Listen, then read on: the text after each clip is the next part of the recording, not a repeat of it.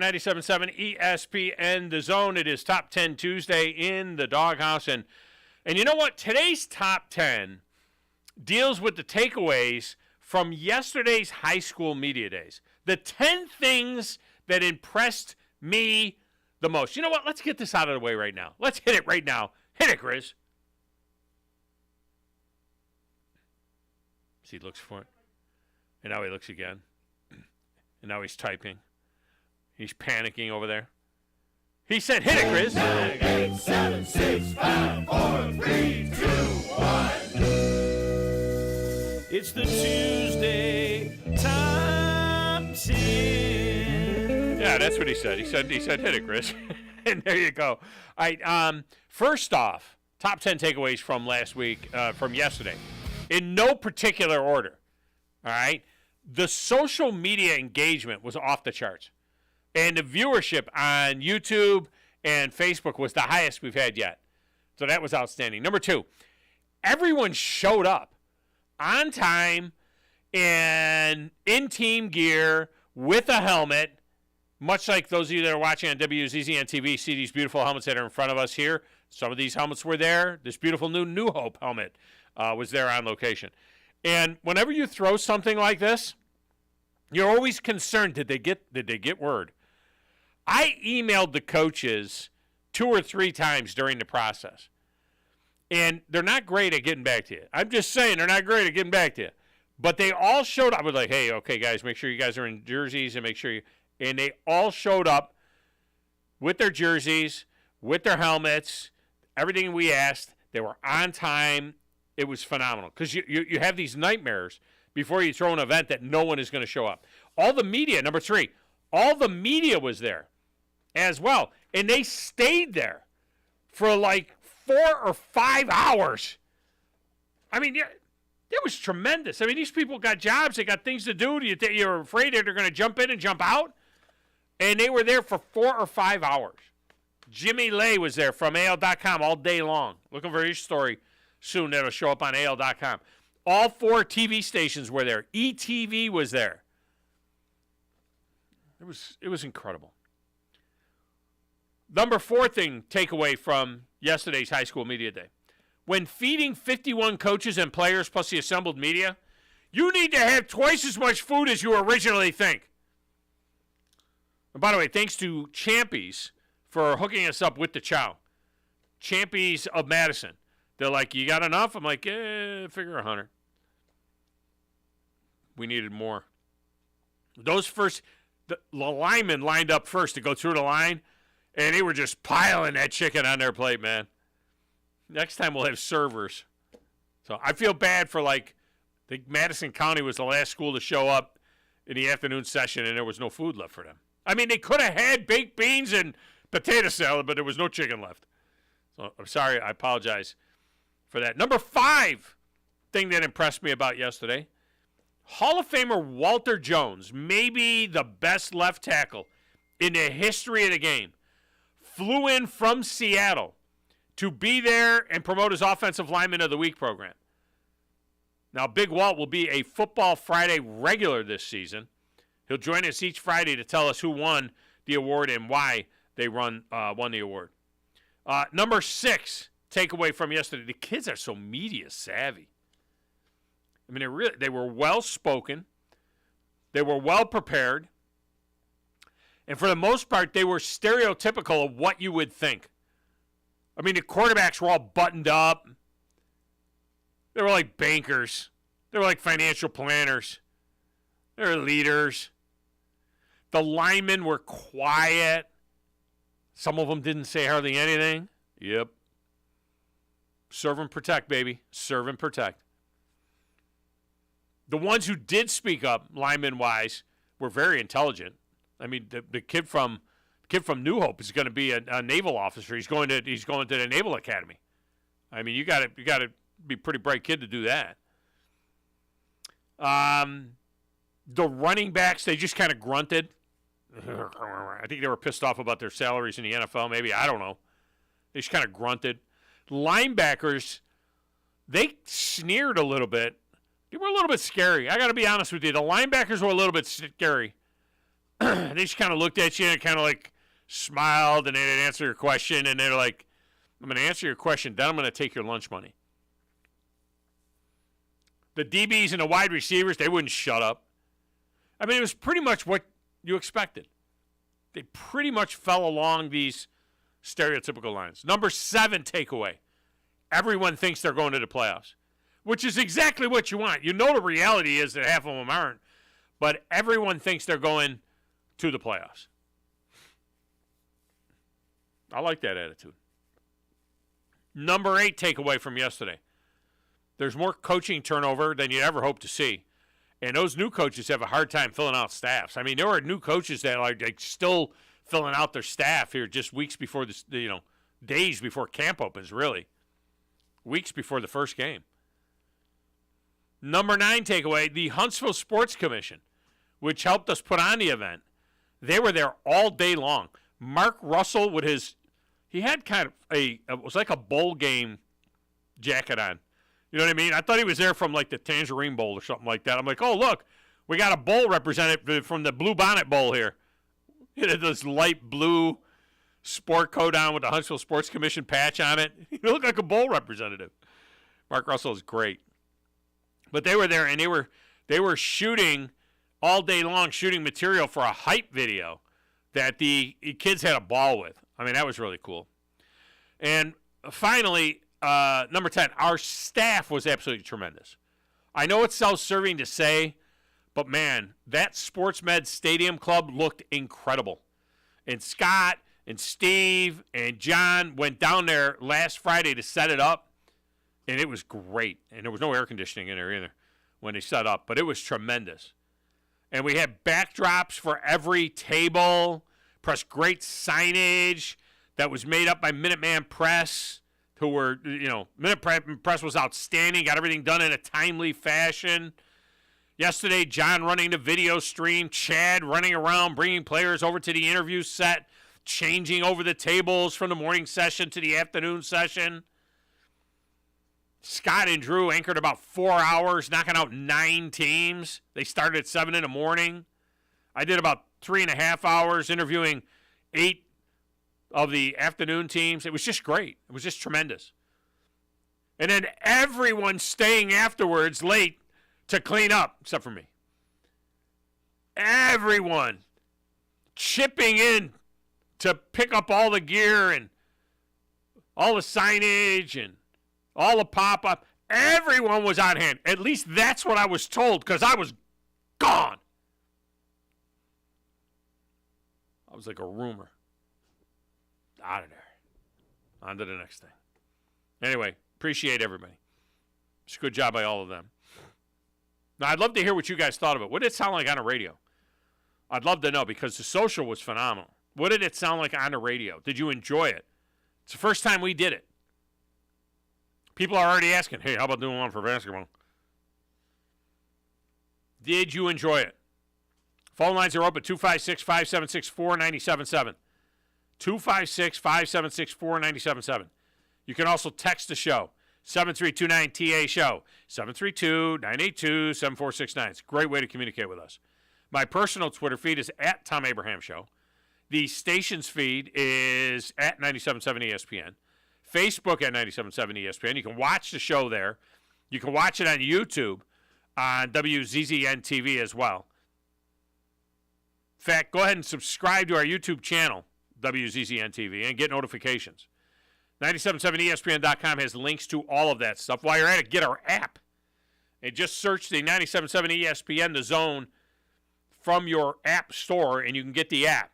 Then you'll get links to Zone 2 and Zone 3 and Zone 4 and Zone 5 as well. All our alternate streaming channels for more great programming. And you can even check out our play-by-play calendar at 97.7ESPN.com. And remotes and things like that. You go to 97.7ESPN.com, click on calendar, and you can see what's going on here at the Zone. So we have been consumed with the college and high school football the past week and change, right? SEC Media Days and then into the high school Media Day. So today we got some NFL stuff to catch up on. DeAndre Hopkins is finally a Tennessee Titan officially now. And Joe Rexrode of The Athletic is at the press conference as we speak. And he will join us later on in the next hour of the show to give us an update on that. And for at least one game this season, Hopkins, who made his bones as a Houston Texan, will be a Houston Oiler when the Texans basically troll, or when the Oilers basically troll the Texans. You see how confusing this is? This is as confusing as when the Titans played the Jets, and the Jets did their throwback to when they were the New York Titans. And the Titans did their throwback to when they were the Houston Oilers. So the Oilers, who were really the Titans, played at the Titans, who were really the Jets. We need to stop this. Okay, can we just stop this stuff? Can we stop this craziness? Stop the madness. God, now the Denver Broncos came out with an all-white. It's their white uniform from the John Elway years before they switched over, and then they changed the orange helmet to a white helmet. So they look like New Hope now. They look like Ole Miss with a D on the side of the helmet. The Denver Broncos don't need to be wearing a white helmet. The Cleveland Browns don't need to be wearing a white helmet. Okay? You know who's got a good look in their throwback is the Minnesota Vikings. Vikings might as well just go to that gear full time. They could just do that full time and we'll be a better place for it. So anyway, I wondered what a former Houston Oiler, and how a Houston Oiler would feel about the Titans being the Oilers. Well, Al Smith, and don't even talk to me about the 2 years they were the Tennessee Oilers. Because you know what? That throwback gear that they've got doesn't have the Tennessee Oiler patch on it. You know, that's what they should do. If they're going to wear throwbacks to the Oiler gear, then they should at least wear the throwback that has the patch on it that says Tennessee Oilers on it when they played a year in Memphis and then they played a year at Vanderbilt Stadium. The only time Vanderbilt Stadium has ever been filled with people cheering for the home team, for the most part. Don't tell me that's what they're throwing back to. They're throwing back to Houston Oiler gear. If you want to be Houston, you should have stayed in Houston. Anyway, Al Smith started at inside linebacker for the Oilers for 10 years. The best 10-year window of the Oilers' history in the NFL, really. I mean, they won the AFL championship, I think, the first 2 years, like back in 1960 and 61. I'm not talking about then. Since the merger in 1970, the best run the Oilers had was from the mid-'80s to the mid-'90s. And Al Smith was a big part of that. He's coming up in a few minutes. All right, over there in that little glass booth with the slanted ceiling, playing the platters that matter and the stacks of wax, Manny and phones, keeping us on the air. Wondering where the hell the Tuesday Top 10 music went. It's DJ Grizzy Grizz. Who in the blue hell are you? What is your name?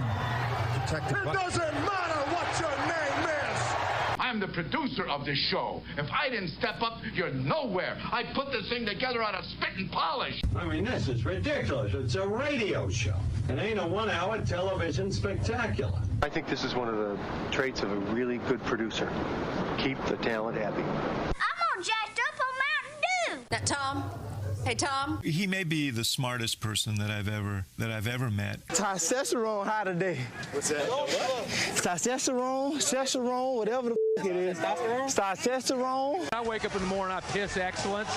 It really doesn't matter what you think. All right? It really doesn't matter what you say.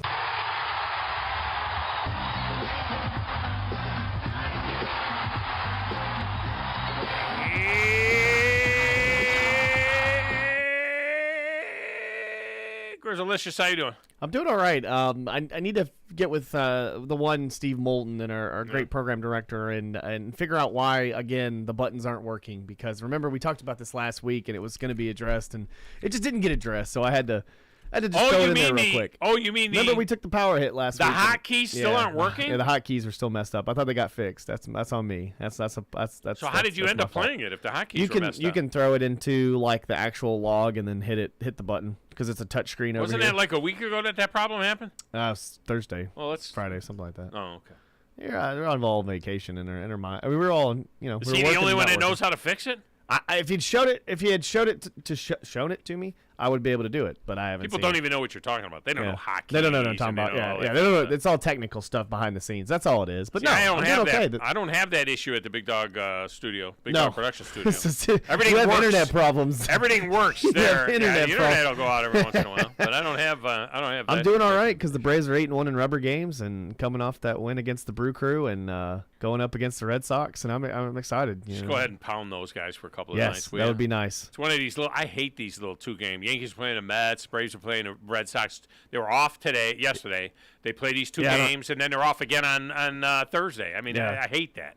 And I just hate it for how. I mean, just kind of how the series. 2 games is not a series. Yeah. It's a couple of games. It's not a series. I never understood that when they did that, especially with the interleague play, where it's like the Braves would play the Rays for 2 games or whatever, or they play the Blue Jays for 2 games or something like that. So they do on all of these. I just didn't understand that. Like, why don't you just play a regular series? Like, why can't it be a regular series? Is it depending on how the schedule can open up or how many? And they games? played at the Red Sox earlier in the year.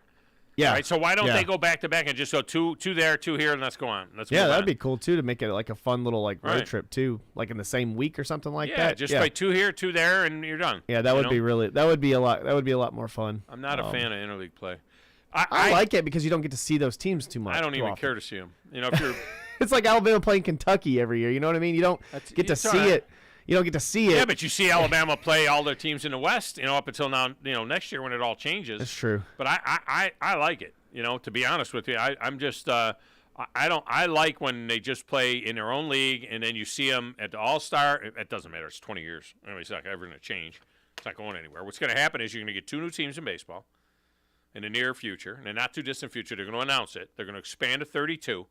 And to be honest, I think they're going to tear the whole thing apart regarding American League and National League. There is no American League and National League. It's the American Conference and the National Conference. And you're going to see something totally different. You're liable to see the Mets and the Yankees in the same division.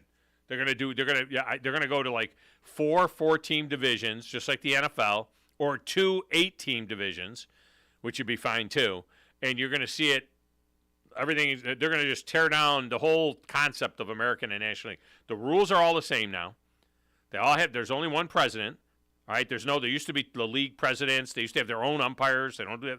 There's nothing anymore that is, separating the 2 leagues. Except for the word American and National. Over the weekend, and he actually got to visit a couple times. He was doing it kind of like make face and kind of get to know the franchise and everything. Like Bobby Valentine came and got to visit with the Trash Pandas. Oh, did he really? Yeah, for a series. Yeah, he was in the Rocket City. And what's he doing now?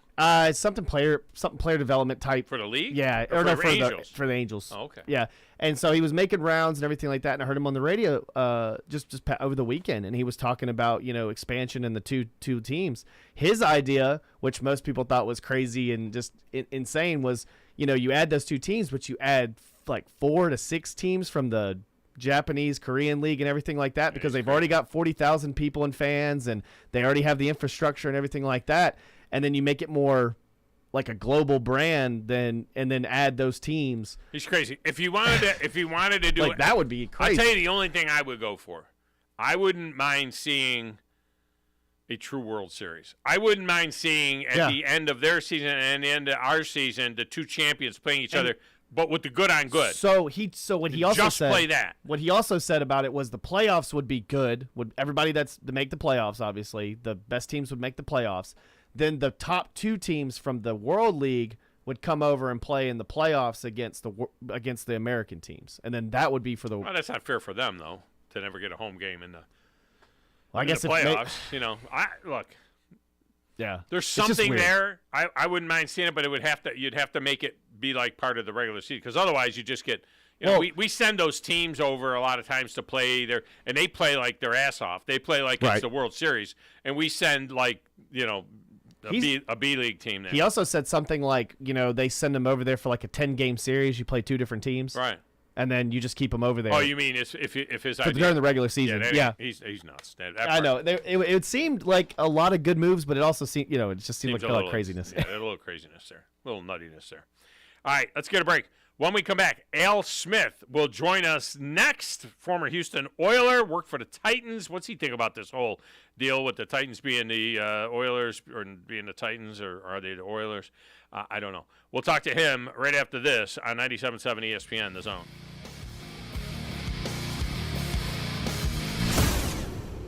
Are you tired of chasing a roofing contractor to show up on time or even show up at all?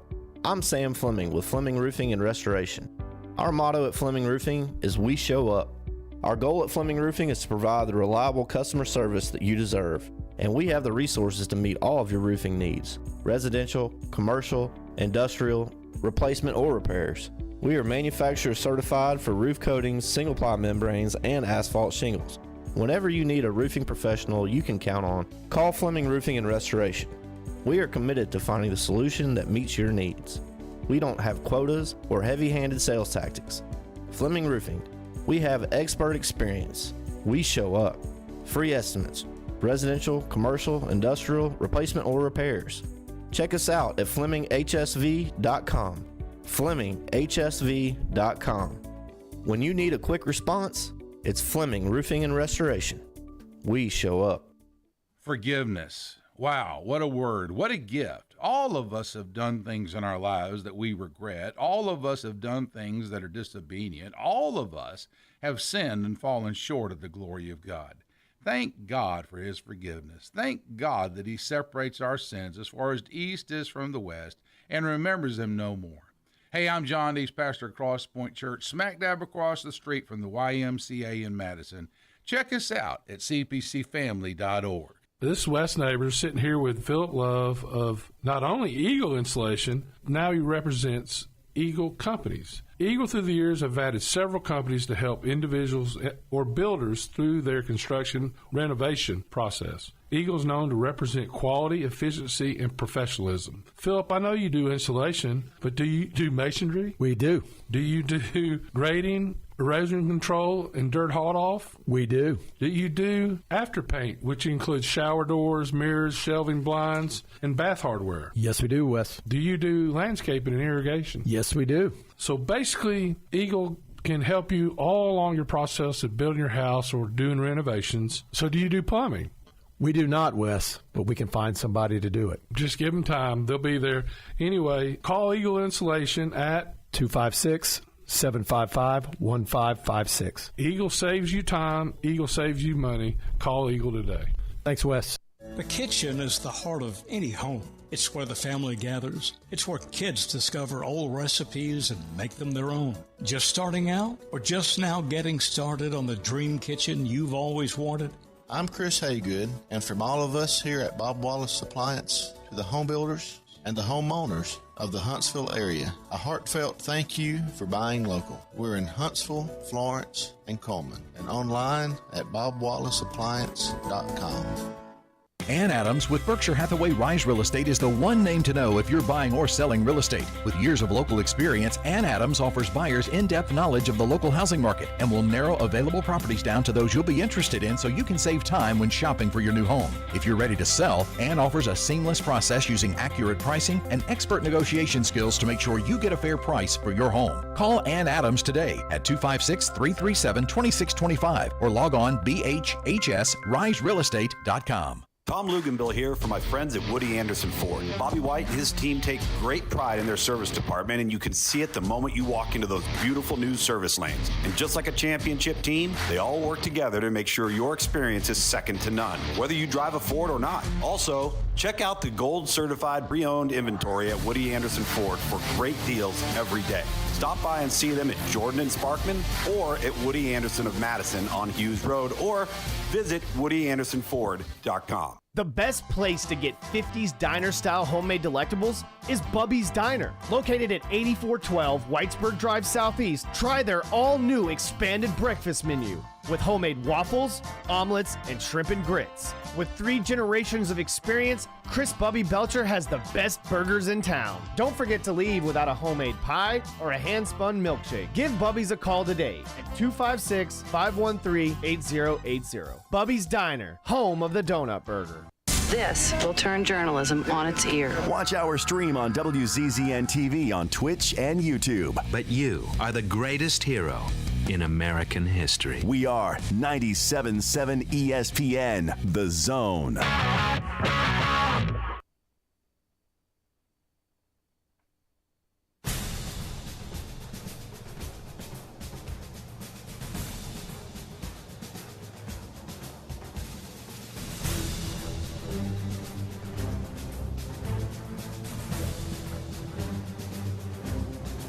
And welcome back, Tom Abraham Show. Segment of the show is brought to you by Woody Anderson Ford. For all your service needs, it's the outstanding service department of Woody Anderson Ford. And don't forget the certified gold pre-owned vehicles at Woody Anderson Ford. I pulled a beautiful F-150 with low mileage out of there. My wife is driving a beautiful ragtop Mustang from Woody Anderson Ford, again, with very low mileage, like new. And I'll tell you what, you need to check the inventory at WoodyAndersonFord.com. And when you see what you like, let them know, because that stuff moves fast. Get on down there, test drive it, and get your purchase made at Woody Anderson Ford. From the mid to late 80s to the late 90s was about the best 10-year period in Houston Oilers history since they had come to the NFL, since the merger. Yeah, they won the first 2 AFL championships, but since the merger, that was about as good a period of time for the Oilers during the the mid-'80s. They had a little run in the early 80s, and then the mid-'80s, to the mid-'90s. And I know a lot of people, when you say, what do you think of when you see a Houston Oilers uniform? A lot of you may say Earl Campbell. Some say Kenny Stabler, Warren Moon. You can go in a lot of different directions there. For me, it's Al Smith. I mean, seeing 54 as the mic, I mean, you know what I'm saying? For me, it's that guy. All jacked up with the big shoulder pads on and the arm pads and everything else, playing middle linebacker for those defenses of the Oilers. That's kind of what I think of when I think of the Houston Oilers. And he joins us now on the Neighbors Wealth Management Hotline. Al Smith, welcome to the show. Al, how are you? Good. How you doing, Tom? It's been a minute, man. Been a minute. Been a minute. Yeah. Great to hear your voice. Well, it's good to hear from you as well. And I figured I'd reach out to you because you had a kind of a unique situation, because you played for the Oilers. You never played for the Titans. You had retired by the time they made the move, but then you worked for the Titans for about 10 years or so. And then you're still, the last I knew, I don't know if you did it last year, but you're part of the uniform police for the NFL, right? When the teams come to Nashville, you kind of walk around on the field and tell them, pull your socks up or pull your pants down or do this or that, right? Yeah, do a lot of compliance to make sure they're in line with, TV contracts and what have you, and keeping the guys from doing their own thing and kind of staying in line with the NFL policy. Yeah, that's something people don't realize, that the NFL actually does that. They think it's petty, that they'll get little fines, during the week because they did the wrong socks on or they're covering up something, and they'll get a fine for $5,000 or $8,000 or something like that. But it's important to the brand, isn't it? Isn't it important to the Shield to make sure these teams all kind of look the same and the way they're supposed to look in uniform? Yes, having uniformity for the most part is the essence of what the league is all about. Everybody, kind of obviously looking the same and what have you, and not promoting your own personal brands, because the NFL gets paid and by a lot of different branding, whether it be Nike and the other outlets that they work with. But trying to keep a uniform and keeping the guys in line in that regard for the most part. But for the most part, guys are pretty solid. You have your wild horses out there that kind of try to do their own thing, but if you continue to do that, you get fined, and it hits you in the pocketbook. And usually, when it hits you in the pocketbook, guys kind of get back in line. All right, so you played for the Houston Oilers. One of the great uniforms in NFL history, really, is that Derek on the side of the helmet, and that Houston Oilers uniform, and that Love You Blue, the Columbia Blue. It just was so beautiful. But it went away when the Oilers moved to Tennessee. They were the Tennessee Oilers for 2 years, 1 year in Memphis, 1 year in Nashville, and then when the stadium was complete, they became the Tennessee Titans, and they move on from there. The media in Houston is flipping out over the fact that now Amy Adams Strunk is going to put her Tennessee Titans, that her father didn't want to be in Houston anymore, and going to put them in Houston Oiler gear. For a guy like you that lives in Nashville, that came to Nashville and worked for the team, but we're a Houston Oiler, how does that make you feel? I mean, is that something that you feel comfortable with, that the Titans are basically going to wear the gear of the city that they jilted back, 20 years ago? Well, one of the things is, I mean, obviously you have two arguments or two sides of that. One thing about the Oilers, whether it be players or franchise or whatever the case may be, there's a whole segment of great players, and you named them at the start of the show, whether it be Warren Moon, Earl Campbell, Dan Pastorini, I think you missed him, and some of these other guys that have done some great things. Kenny Burrows, who has done some great things for the organization and wore that powder blue for many years.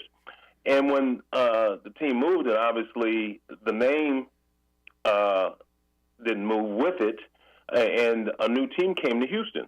So you have a whole segment of players that don't have a home, so to speak. Right. They don't identify with the Texans, and then Tennessee doesn't necessarily identify with the Oilers initially because of the fact that they have their new team and they want their old team. So you have a whole history that you just named and that you just talked about, AFL championships and all those type of things that are lost in history. And I think Amy is in a position where she is trying to tote the line. I don't know the ins and outs. Are they going, if they're going Oiler blue every game, all game, or just a couple games, or whatever that case may be, but bringing it back just to the show, the history there and the loyalty there and the fan base still there. It's still the Titans, obviously, but at the same time, just showing homage and, with all these different throwback jerseys and different things that they're doing, the different color combinations, I think it kind of is a good thing because it is kind of brings more of your fan base, even makes it even stronger. Well, in the word is they're going to wear it for one game, maybe two, but I think it's one game that they're wearing it for. They're going to wear it in white, and they're going to wear it against Houston, against the Texans later on in the year. Which to me, I think of those people in Houston that were so invested in the Oilers, that were so into the Love You Blue, and maybe you could speak to that a little bit. Maybe they didn't deserve them. I mean, I understand that not a lot of people showed up to a Save the Oilers rally that they had back before they left there. But I went through this as a Cleveland Browns fan, and what ended up happening was the NFL said, no, Art Modell, if you want to go to Baltimore, fine, but you're going to be an expansion team. You could take the players, take the gear, take all that stuff, but you're leaving the name, you're leaving the history behind, and we're going to have an expansion team in Cleveland. And then, Browns came back 3 years later. To me, if the Houston Texans should be the Houston Oilers. And all of that history, Earl Campbell's name doesn't belong on a stadium in Nashville. It belongs on that stadium in Houston. And so it seems to me that if an owner wants to leave a city behind, they should leave that history behind as well. You know what I mean?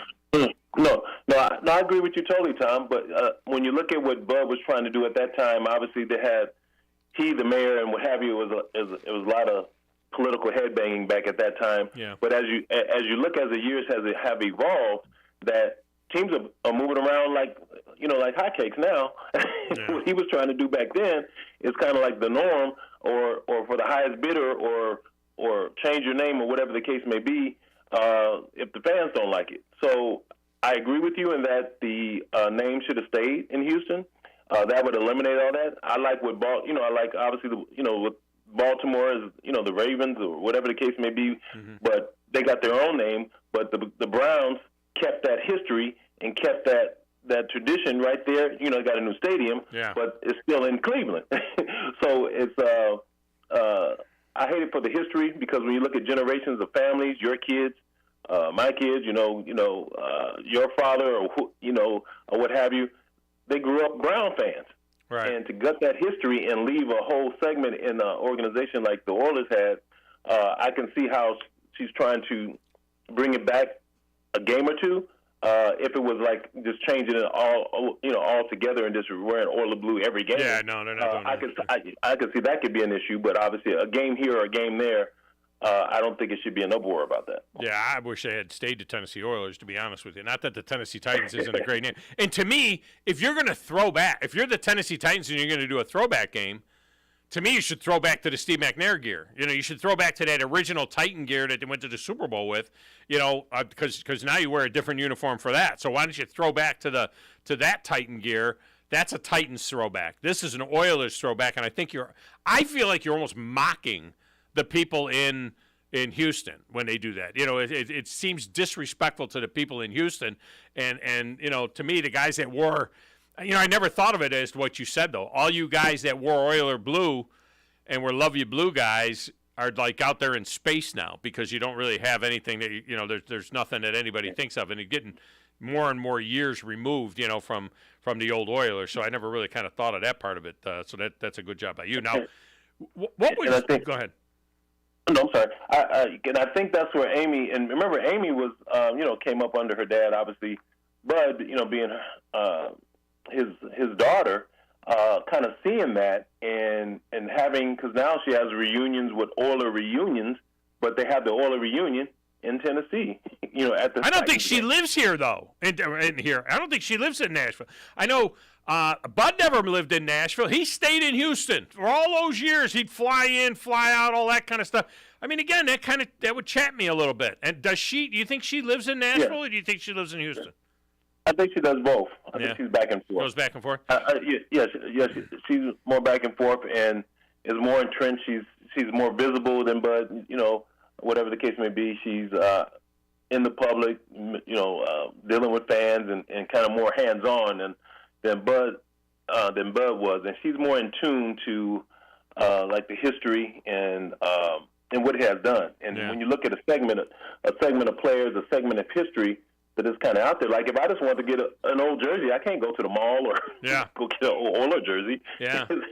By the way, you can now. They just went ahead this because of the Titans doing this thing with the Oiler throwback. You now can order the Oiler throwback. Now, I don't know if you can get a 54, but you can get a 22 or a 17. You can get a Derrick Henry.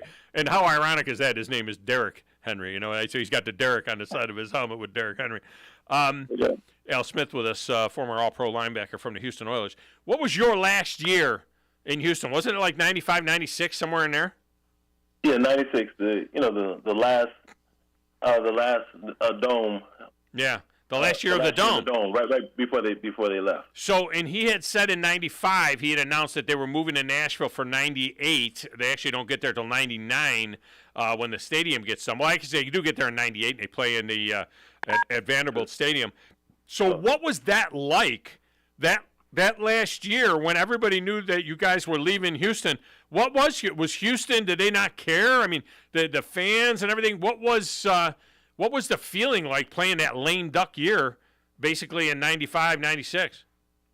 Well, it was tough as a player. I mean, it was tough as a fan. As a player, it's like, okay, where are we going? Uprooting your family. Are they taking everybody? They take some people. I mean, for staff. For employees, everyone was in limbo.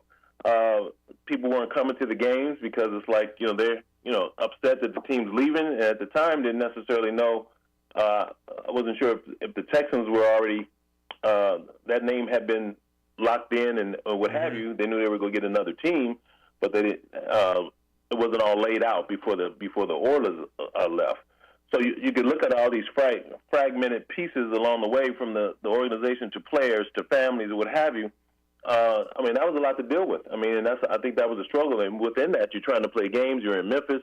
You're living in Nashville, but you're driving back and forth to Memphis to play your Tennessee Oiler games, knowing that you're not going to be in Memphis either. Yeah, right. So the people in Memphis didn't like that either. So then you come back to Vanderbilt, to Nashville, so you really didn't have a home. So you're in a college stadium, and you're kind of playing these games in no man's land and trying to be a viable competitive situation as a player. Makes it tough. But obviously when the stadium got up, that's when things started rolling. Super Bowl winning and everything started clicking. And it was a tough situation for everyone involved. It's unfortunate because it got to be a political situation that owners get involved with politicians in those cities. People said that last year in the Astrodome that you played, that the crowds were tiny. I only had 3 games where the crowd had more than 30,000 people. You were able to hear, you could literally hear conversations on from the grandstand, on the field. You could hear the people talking. You guys didn't suck. I mean, you started off 5-2, and then lost 4 out of 5 games, and were out of the playoffs. Ended up being an 8-8 team. That must have been a Jeff Fisher team, right? 8-8. So you ended up being an 8-8 team. In the final game against the Bengals in December 15th of 1996, 15,000 people is all that showed up for the last game, and it seemed like it was out of sight, out of mind. They said that the flagship radio station would cut off games prior to their finish to go to Houston Rocket preseason game. That's how bad it had gotten at the end when your last year in Houston. Yeah, it gotten pretty bad, and you would call lame duck or whatever. Yeah. As a fan, why would you really want to go to the game? The team's not invested in it from their perspective, and that's what the low. Yeah. I mean, the low attendance was there, and it just kind of resonated through the whole thing. And it's hard as a player to kind of get up for those type of games because of the fact that no one's coming to the game. The morale is low. The city is down on you, and you're leaving. You don't know exactly where you're leaving to, as far as what it's going to look like, how that looks. And I think it has resonated with everybody, through the organization, which made those first couple of years pretty rough. If they had built Bud Adams a stadium like they did for Robert McNair, do you think they would have stayed in Houston? I mean, because McNair gets a stadium 2 years later. I mean, Robert McNair gets a stadium. He pays $1 billion for an expansion team, and I don't even know if he tried to get the name Oilers and the colors and everything away. The NFL actually ended up retiring the colors and the logo and the name Oilers so that nobody else could be the Oilers. But you don't think Bud doesn't leave if they build him that stadium, right? Yeah, if they build a stadium, that was the whole premise of the fight. I mean, he and the mayor were butting heads or whatever the case may be, and it didn't work out to get the new stadium. And then as soon as he left, guess what they do? They built a new stadium. Build a stadium. So you could tell it was something more than and they built a stadium bigger, better, and more modern than the Astrodome. So the money was there, the money was found, they got it done, and I think that just made it even worse that they did it right after he left.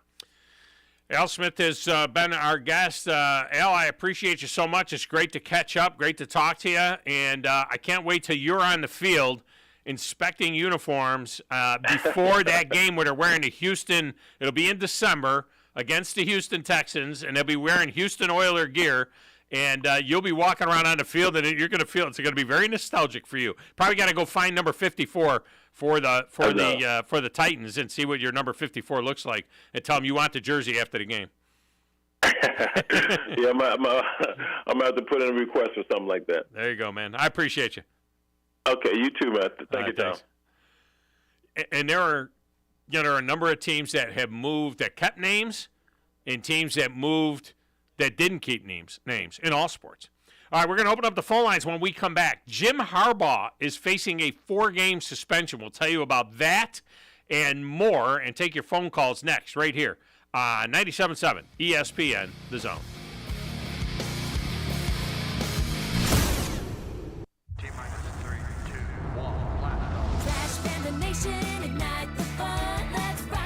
Your Rocket City Trash Pandas are home for another 6 games starting July 25th as they host the Tennessee Smokies on Christmas in July. You can donate a new or gently used toy to benefit Christmas charities year-round, and as a present, we're going to give you a chance to win some Trash Pandas prizes. Get your tickets now while they're still available at TrashPandasBaseball.com. Let's rock it.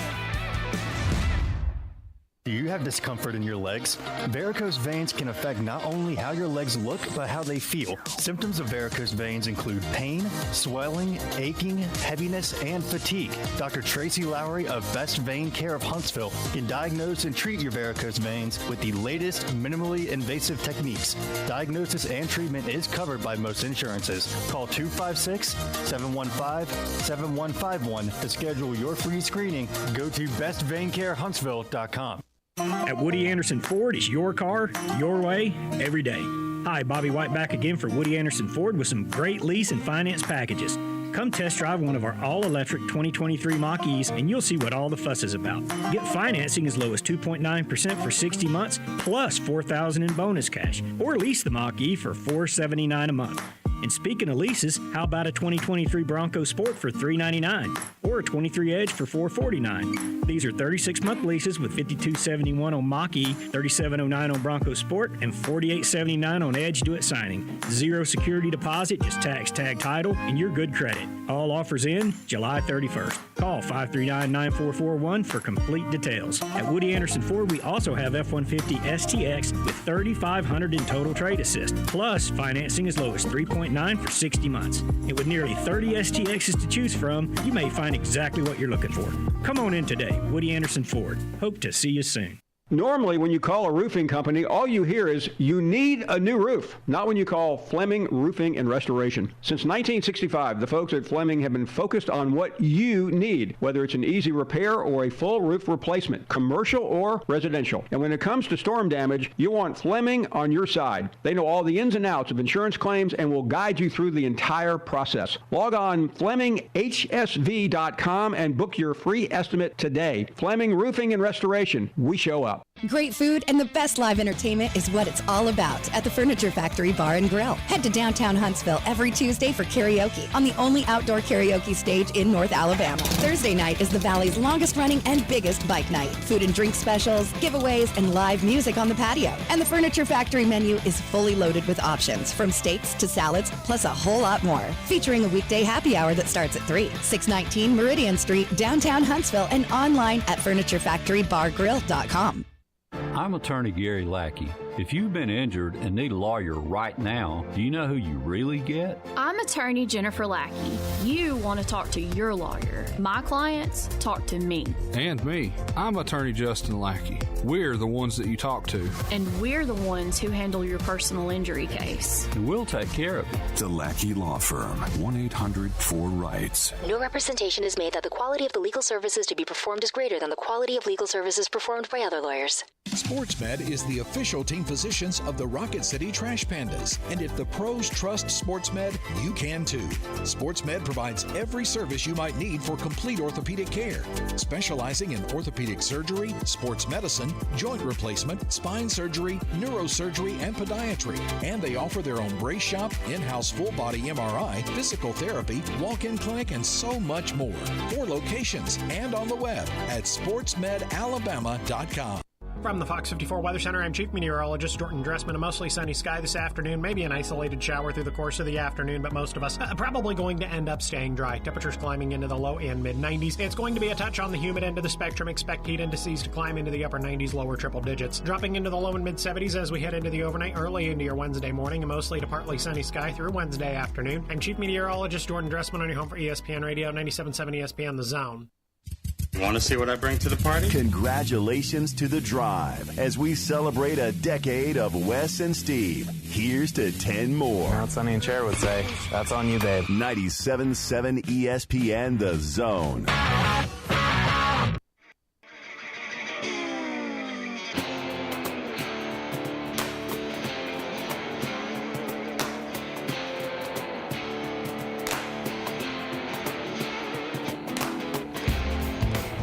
Welcome back, Thom Abraham Show.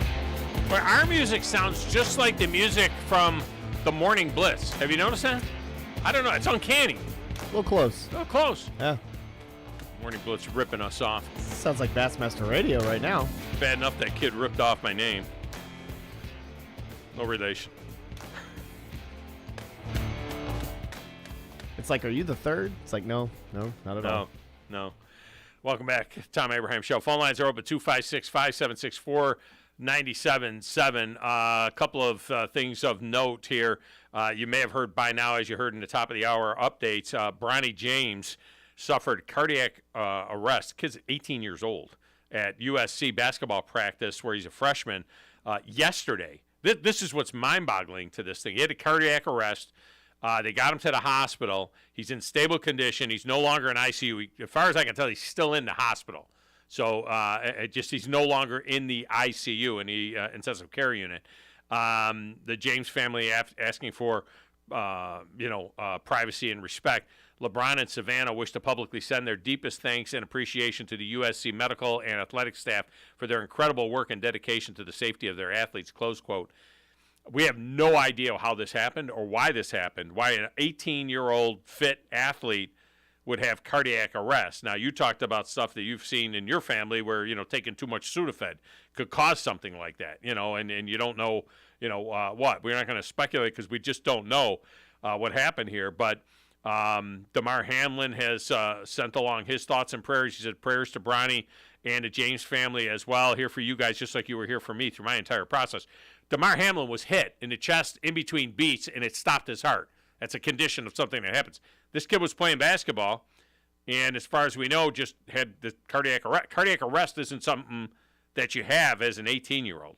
So our thoughts and prayers are with the James family on this thing, and hopefully he'll be able to continue his career. It's weird because they have a center on the team, Vincent Awuchukwudu. I totally botched his name, killed his name. Anyway, he's one of the upcoming freshmen in college basketball. Last season, he suffered cardiac arrest on July 1, 2022, almost exactly, 13 months ago, and was hospitalized for a few days. He returned to play for USC in January and appeared in 14 games. So Bronny was set to begin his collegiate career playing overseas for the men's team as they were going to play exhibition tour in Croatia and Greece.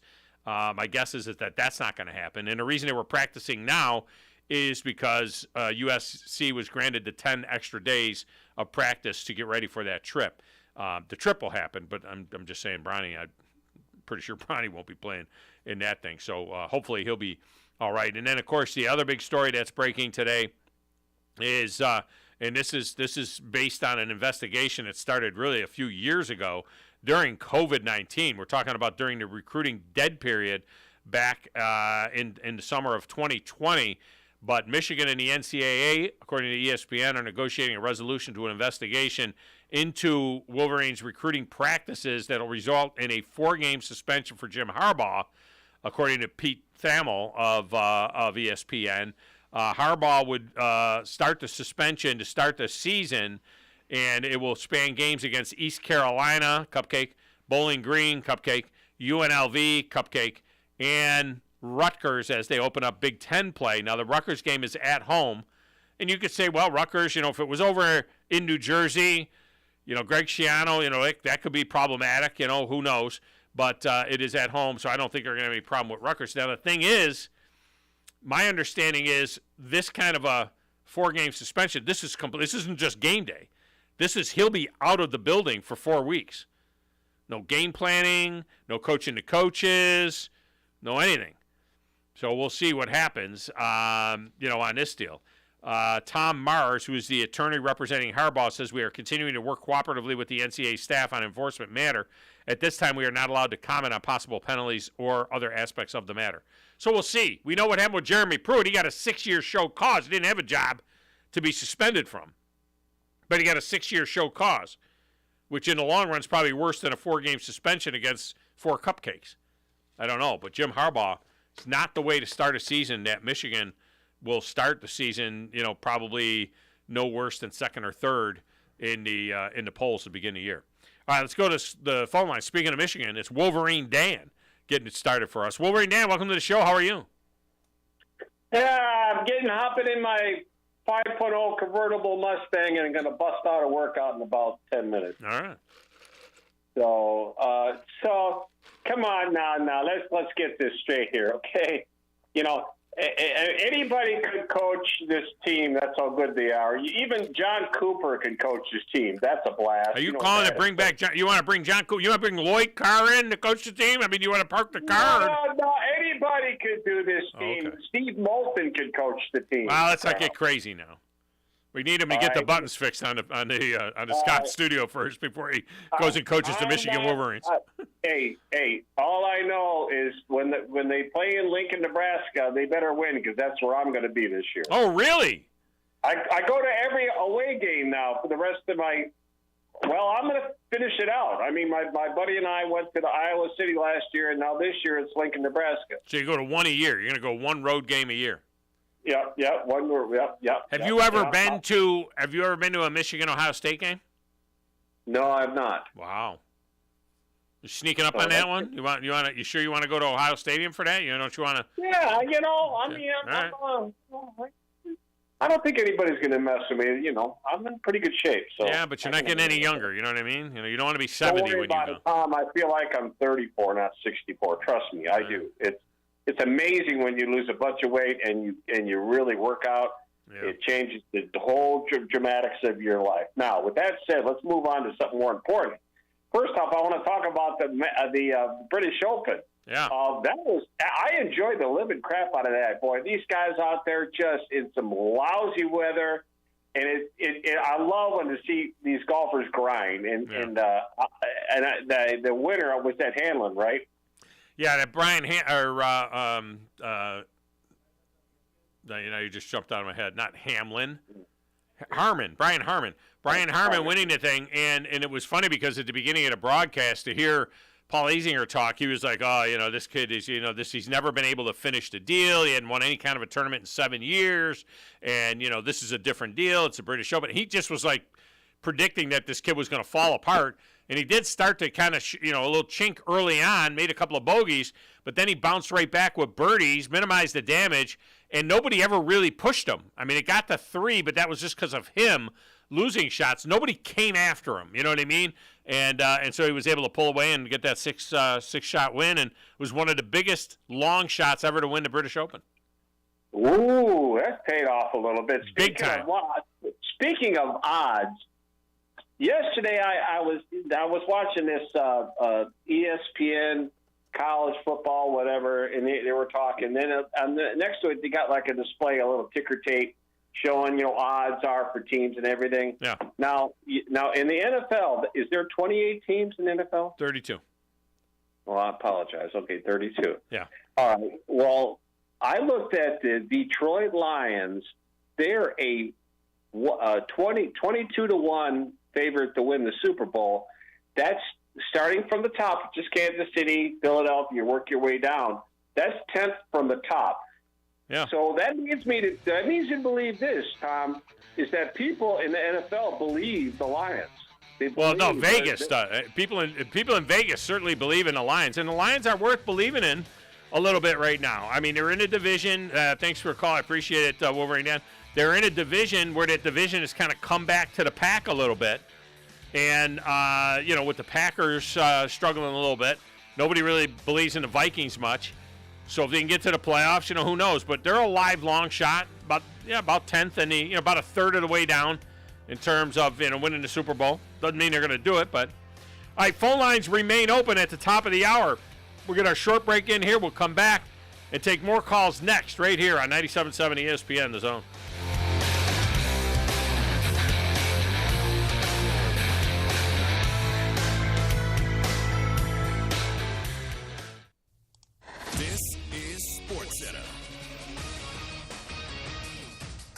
I'm Christine Lisi. Breaking news. Bronny James, the oldest son of Lakers star LeBron James, suffered cardiac arrest yesterday while practicing. He's in stable condition, no longer in ICU. No other information currently available. The 18-year-old Bronny entering his freshman year at USC. Barkley's back with the Giants. Running back Saquon Barkley and the team agreed to terms on a one-year deal worth up to $11 million, $10.1 million guaranteed, including the $2 million signing bonus. Doesn't include a no franchise tag, which means New York can tag Barkley again after this season. He was hoping to get that clause. Bruins captain Patrice Bergeron's incredible NHL career has come to an end. Announced he's retiring after 19 seasons, all with Boston. The 38-year-old's Hall of Fame resume includes a Stanley Cup championship, 2 Olympic gold medals, and 6 Selke trophies as the NHL's top defensive forward.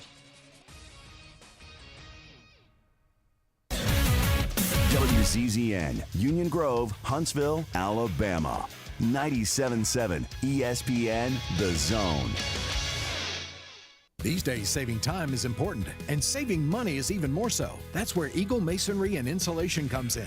Over the years, Eagle has expanded their services to meet the needs of folks like you in our area. If you're ready to lower your utility bills, Eagle can insulate your home and help you save money with fiberglass, spray foam, and cellulose insulation, and can help you decide what's best for your project. Call Eagle Masonry and Insulation today at 256-755-1556. Eagle saves you time, and Eagle saves you money.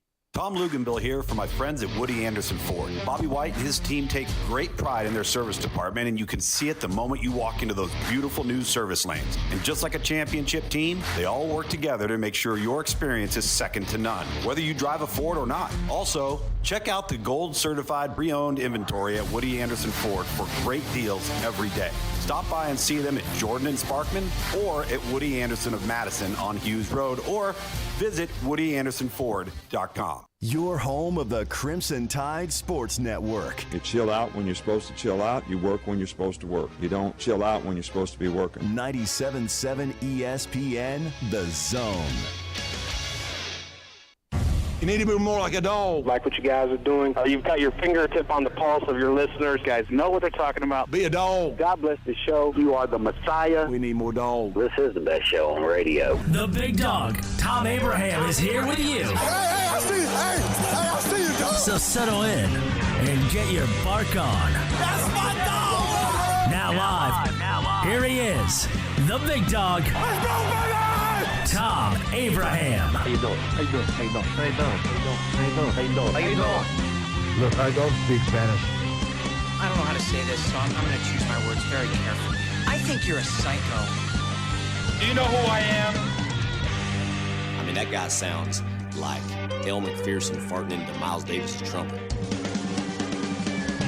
I guess I'm on here. Am I on? Can somebody respond? Get off my I have to drag my Yankee ass out of here.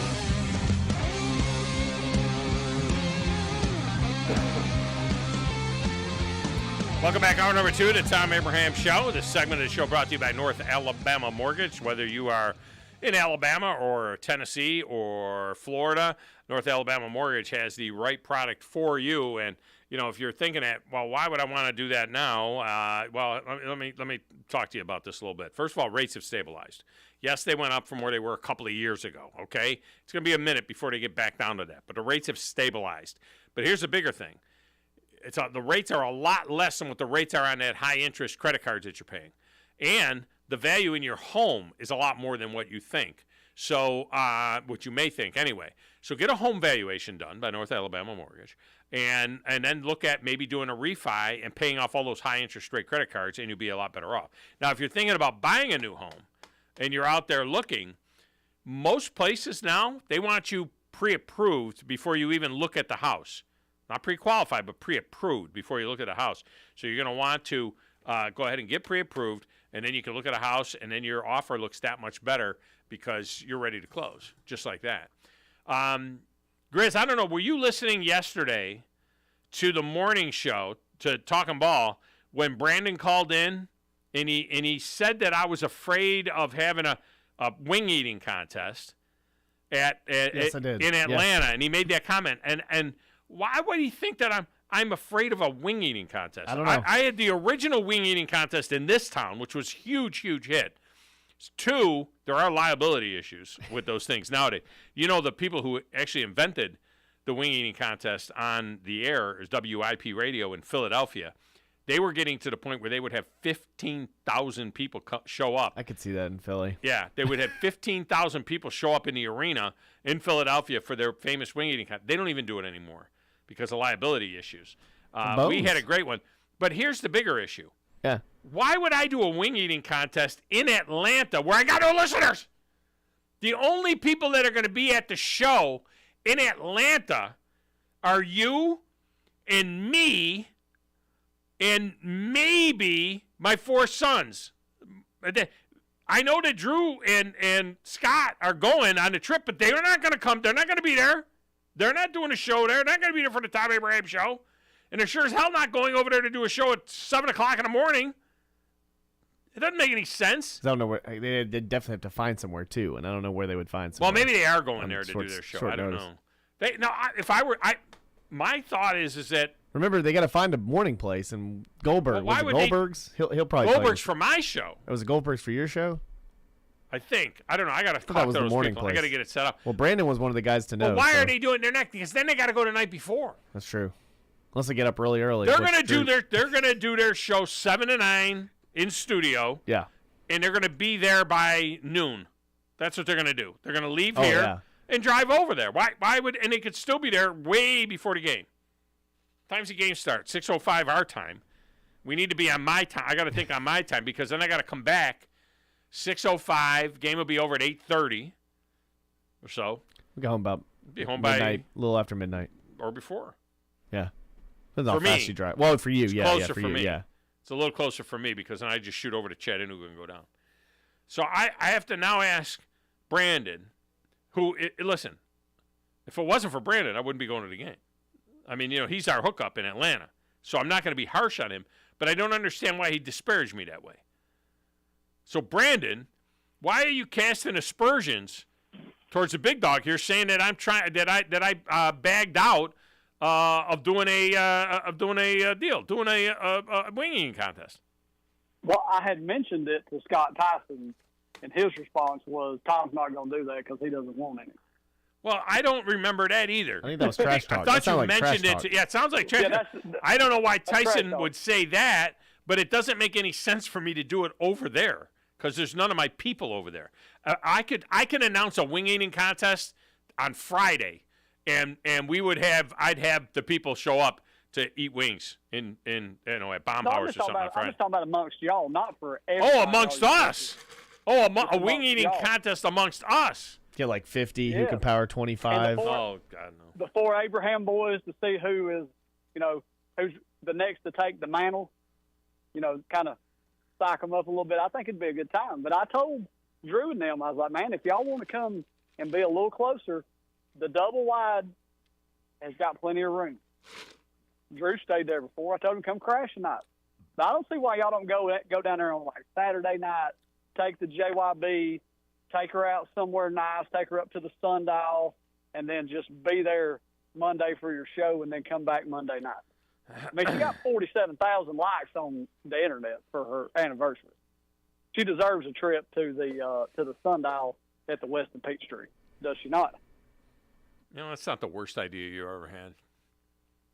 That might not be a terrible idea. Maybe I'll take it. But then the boys have to come later because I don't want to bring them with me. I don't want them in the hotel with me. Are you kidding me? If I'm taking her and I'm going to be at the Sundial by myself with my wife. I'm not going to be, with my sons. In fact, I don't even want them in the same hotel. I wouldn't even want them in it. They'd have to go stay at the Motel 6 or something.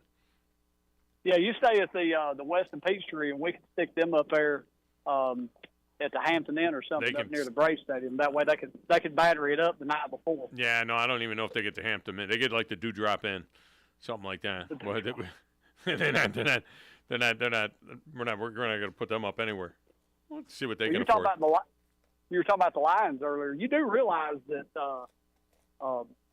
that Dwight Eisenhower and JFK have only ever missed one Lions playoff win, correct? Yeah, it's been a minute. Yeah, it's been one. So when it comes to being overdue, they are probably the most overdue team in all of professional sports. There may be one worse than them, but I don't know anybody who they last won a playoff game 31 years ago. And before that, it was 1957. Playoff drought win in NFL. Detroit Lions been 31 years since they won a playoff game. They won a playoff game in 1991. The Cincinnati Bengals ended their 31 season playoff drought with a win over the Las Vegas Raiders in the 2021 wildcard. So maybe that's the high. Maybe that's the number. 31 years. So maybe that means this year they're going to end their 31-year playoff drought and at least get a win. So before their 91 win, the big dog wasn't even alive the last time they won it. Probably you'd have to go back to the 50s. All right, longest 57. champion. Yeah, they beat the Browns in 57. Drought in the NFL. Oh, my gosh. The Cardinals are on a 75-year drought. Well, anybody could have a bad year. Anybody could have a bad century. They're on a 75-year drought. Second is the Detroit Lions, last NFL title, 1957. So the Arizona Cardinals, or you're saying? Well, the Arizona, Chicago, St. Louis, Phoenix Cardinals, yeah. Which is, by the way, one of the 26 teams in professional sports that moved cities and kept their name. Could you name a few others? Because, like, we were talking about the Lakers. The Lakers are one. The Los Angeles Lakers used to be the Minneapolis Lakers. There's not a lot of Lakers there. Yes, the Braves. There's not a lot of lakes in Southern California, but they were the Minneapolis Lakers, and then they became the L.A. Lakers. Yes, the Braves. That's a good one. The Braves were the Boston Braves, the Milwaukee Braves, and the Atlanta Braves, obviously. A's? The Philadelphia, Kansas City A's. Yeah, that's a good one. Well, and the Raiders. The Raiders, they've moved to Oakland, L.A., and Rams? now the who? Rams. The Rams, they were the Los Angeles Rams, and then the Los Angeles Rams were originally the Cleveland Rams. Right. So they were the Cleveland Rams, the Los Angeles Rams, the St. Louis Rams, and back to the Los Angeles Rams. That's a good one, yeah. How about the Charlotte Hornets? They were the New Orleans Hornets for a while, and then they became the New Orleans the Pelicans. Yeah. Because remember, the original team in New Orleans was the Jazz. Right. They moved to Utah to become the Utah Jazz. And let me tell you, for one who has been to Salt Lake City, there is no jazz in Salt Lake City. Salt Lake City is the least jazzy city of any city in the country. A lot of country music. The Thrashers kept their name too, didn't they? Yeah, the Colts. The Thrashers, when they left Atlanta, when they stabbed us in the back. No, the Flames. No, the Flames. The Thrashers became the Jets, the Winnipeg Jets. Well, yeah, but the Flames were the the Atlanta Calgary. Flames did. The Atlanta Flames became the Calgary Flames, yeah. Not the Thrashers. The Baltimore Colts, they kept their name. The Indianapolis Colts. Baltimore Bullets became the Washington Bullets, which they can't be that anymore because of, people might shoot somebody if you have a team called the Washington Bullets. So now they're the Wizards, which is like That's great. the KKK. What does that mean? You were talking just a little bit ago about going. You were asking Wolverine Dan about going to road games. I'm actually going to do 3 this year. Really? I'm going to do USF. I'm going to do Kentucky, and the Iron Bowl at Auburn. I'm going to do those 3. I haven't been to an Iron Bowl at Auburn since Kick 6. I don't know. I'd break into a cold sweat if I walked into that stadium right now, I think. I mean, it's been 10 years, right? I wonder if they're going to do anything. It's the 10th anniversary of Kick 6. I wonder if they'll do anything at Auburn before the game, it's the 10th anniversary of Kick 6. It's going to be on that scoreboard. Go ahead, play that thing on that scoreboard. Nick Saban will take you out behind the... They might as well play it. That's the last time they were relevant in anything they've done. Well, I think they beat Alabama again since then, but yeah. But I'm saying, as far as accomplishments go, they've done nothing since that. Right. They may have won a regular season game, and if you get excited about winning regular season games and you don't expect to win them, I feel sorry for you. But that was it. That was the last time they done anything. They went to the championship and choked it away and have been kind of obscure. Well, I take that back. The 17 year when they played Georgia. Yeah. When they played them, they made some noise that year, but that was it. That's one in the last 10. Well, that was the year they beat Alabama and Georgia. No, that was Kick 6 the year they beat Alabama and Georgia, right? Yeah, no, Kick 6. Correct. Yeah, they Kick 6. They did beat Georgia, and then Georgia turned around and whooped them bad in the SEC championship game. SEC championship. Yeah. But remember, they got that was the prayer at Jordan Hare. Right? They got the tip pass that they completed, and then they had Kick 6 in the same year. But they used up like 50 years worth of good luck in that one year. Well, I feel pretty good about it this year. I decided I'd take my son. I said he'll be in high school next year. I said we need to go. We need to start doing some of this stuff we've been talking about doing and going forward and doing it. So this year we're going to go to Kentucky. And now that the schedule is going to change up a bit and it's not going to be as set, I guess at some point I did not get to go to the South Carolina game several years back when Will Muschamp was there. We got rear-ended real hard, and I was hurting really bad, and we just ended up not going to that game. But that's the one good thing about this schedule is I'm looking forward to going to some of these places as a road team and get to see them. That'd be a good question. If you had one, good question for Alabama fan and for Auburn fan. If you had one Alabama game that you could go to this season, and you could just call your shot and go to one game this season, which game would you go to? This year for me, it'd be the Iron Bowl. So I would rather go to the Tennessee-Alabama game in Tuscaloosa. To me, that's the number one. The number two game I'd want to go to is the Texas game at Tuscaloosa. But the number one game, if I could only go to one game, it would be tough. Actually, it's between Tennessee and LSU, which they play back-to-back games with a bye in between. But to me, the one game, if I could go to one Alabama game and I could pick one game to go to, it would be Tennessee at Alabama. Well, see, I'm going to that one, and I'm going to Texas. And I was offered tickets in the box to go see George Strait the same day as the Alabama-Tennessee game at the Dome here at Mercedes. And I turned those down to go to the Alabama game. But what if you can only go to one? If I could only go to one. If you could only go to one. Well, if I could only go to one, it probably would be the Tennessee game because that's for my birthday. So that's more special than anything. Yeah. So you'd rather go to Tennessee than the Iron Bowl? Yeah, because I feel like we should beat Auburn and it shouldn't be a problem. Yeah. But I feel like this year putting a fist in Tennessee's mouth and reminding them that anybody can have one good year, that's highly important. Yeah. Yeah, that would be the number one. Even more than LSU, that would be the one I would want to go to. I would want to go to the Tennessee-Alabama game if I could only go to one game. But I'm looking forward to it. Let me know if you decide to show up early to Atlanta for the weekend. I'll set you up with a few places to go. And John Michaels, that my buddy that I hooked you up with, that does 680 The Fan, he may be able to get you inside the stadium in a booth in there to do your show unless you're wanting to do it at the Battery. He's got some pretty big connections. Well, isn't Goldberg's at the Battery? It is at the Battery, yeah. You got it, and then I called my buddy for you over at Yard House. They've got the huge porch out there at the corner. Yard House. I think that's the one we were talking about, Yard House. You were talking about Yard House. He was talking about Goldberg's for the morning show. Yeah. They might want to do it the next morning, Tuesday morning, and then come back. They might want to stay overnight because if they drive back after the game, they don't get back to midnight. They got to be on the air here at 7. They might want to stay and do Tuesday. I'm not concerned. Look, they're big boys. They'll decide what they're going to do. I need to. Hey, Brandon, send me the contact information for the guy at Yard House, so I can set that up. I'll get it to you this afternoon. All right, appreciate you. It's a good job by you. Roll Tide. All right.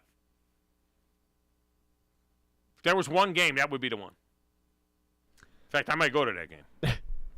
I don't know. You got to be fighting Drew for it. No, I don't. Well, we know. See, I would Really, say Texas. I would say Texas, but I know I'm not going to it. If I had one, hopefully I told you right now you can go to one game. If we got Tide Travel on it, I'd go to the A&M game. At A&M. At A&M. At A&M. That would be the game This to go. year. Because I feel like I'm going to Iron Bowl. If I'm going to one I'm game, going to Iron Bowl this year. If I'm going to one game, one Alabama game, Yeah. then I want to do it in Tuscaloosa. If I'm going to one Alabama, year? I want any year. If I'm ever going to one Alabama game a year, I want to be in Tuscaloosa. I want to be with kindred spirits. I don't want to be at on the road someplace. I think it would just be cool to see the other stadiums. That's all. You got to put it in the bucket list, you know? No, I don't care about other stadiums. I care about Alabama. You know what I mean? I mean, I'm just saying. How about the New York Giants and the Brooklyn Dodgers? Yeah. There are two teams that kept their name. The Kansas City Kings, who were the Omaha Kings, became the Sacramento Kings. The teams that kept their name, we're talking about that because the Houston Oilers, they were the Tennessee Oilers for a minute, and then they became the Tennessee Titans. Let me tell you something right now.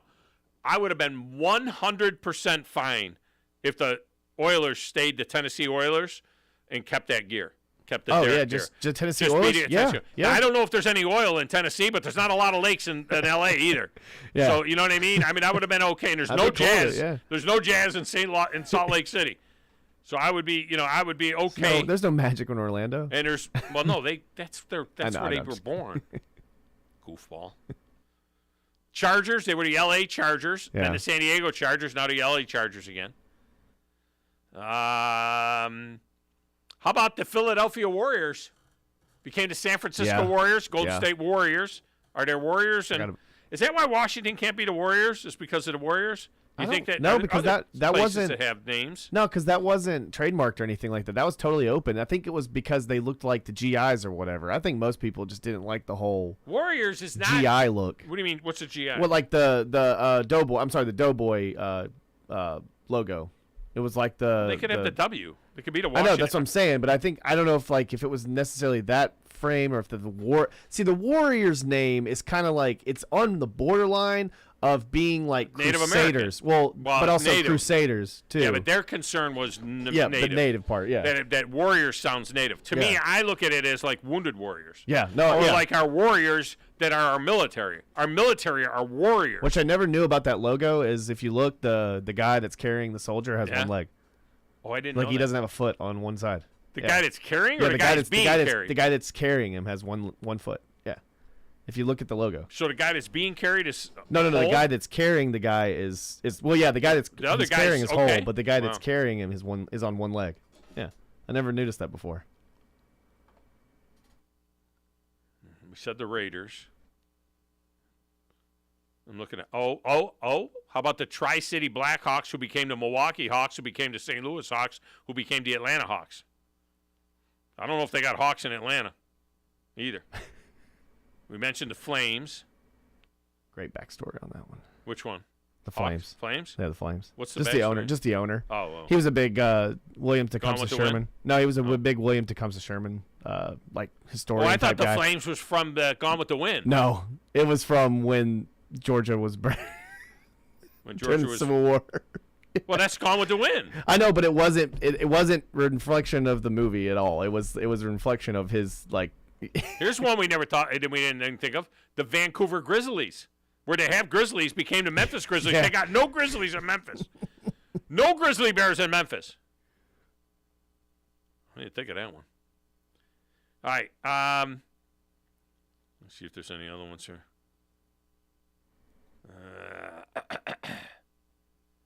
We mentioned Philadelphia, right?